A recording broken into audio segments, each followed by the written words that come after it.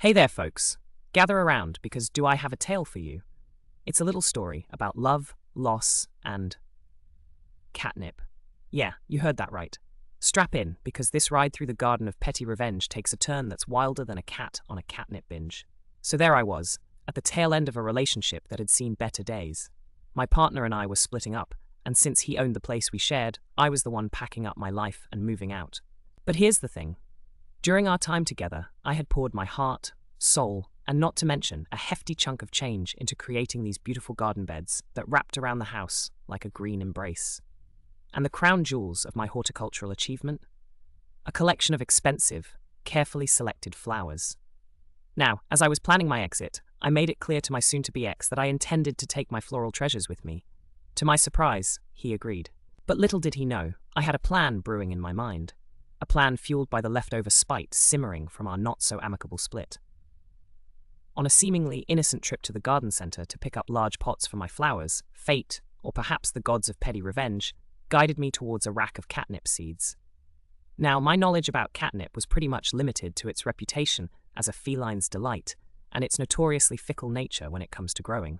But, in a moment of spiteful inspiration, I bought a ton of those seeds and went to town seeding the now empty beds with them.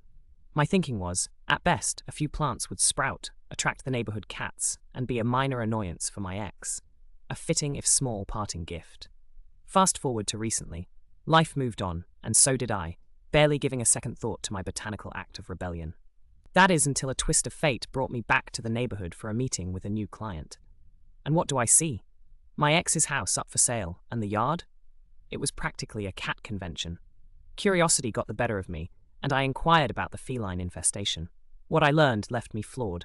Turns out, catnip might be tricky to get going, but once it takes root, it's like an adorable green plague.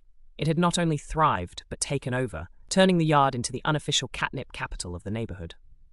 My ex had waged war against it, but like any good invasive species, it fought back harder each time, staging a fragrant coup that left the area smelling like a giant litter box come summer. My minor inconvenience had blossomed into a full-blown botanical nightmare. And there I was, standing there, learning about the chaos unleashed by my hand, albeit unintentionally. It was supposed to be a small jab, a tiny thorn in his side, not a feline free-for-all that would dictate his living situation. The irony wasn't lost on me. In trying to leave a minor mark of annoyance, I had inadvertently left a legacy that was both wildly hilarious and slightly horrifying. So what's the moral of this story, you might ask? Well, it could be a cautionary tale about the unforeseen consequences of petty revenge.